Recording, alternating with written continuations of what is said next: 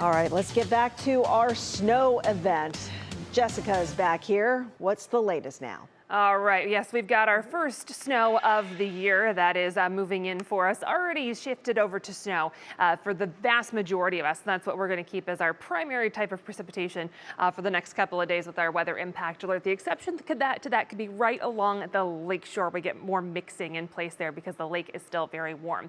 So that weather impact alert Monday and at least the first part of Tuesday looks like to be when we're going to have the most messy weather out of this. This is all going to be lake effect snow. So the lake effect is going to continue on and off, and we know lake effect means hit or miss. Not everyone gets the same impacts when it comes to lake effect, but plan on extra drive time, especially if you cover quite a distance. You could have some big changes from where you're starting to where you're going, depending on the direction that you're going and where those lake effect bands do set up.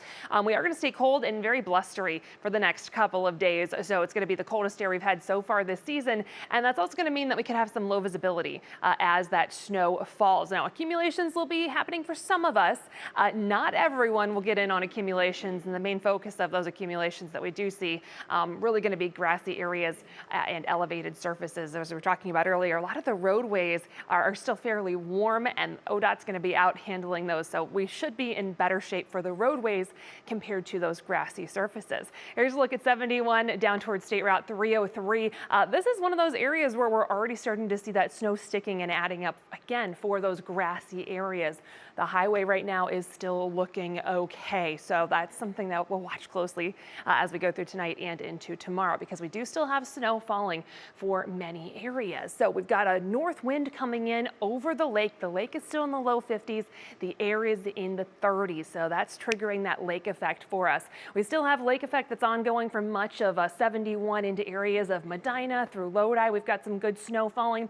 Good snow falling right around Cuyahoga County right now, and especially out towards portions of Lorain County as well. And where we have some of those heavier snowfall rates, that's where we could see some of those very quick accumulations that will be fairly minor, but could see those really happening for those grassy areas and elevated surfaces. Again, those are going to be the primary targets with this. So we do have that snow lingering. Again, this is all lake effect. So winter weather advisories are in place for many areas along I-71 and out towards the more traditional snow belt areas. We do have some differences in when these end, depending on your location. We'll hold on to those for the snow belt through at least early Tuesday. Again, this is all lake effect. You can kind of tell based on the way the alerts look. They're all for lake effect focused areas with this system. So lake effect machine is cranked up. We got a really heavy band coming off of Lake Michigan right now. That's not going to be an issue for us.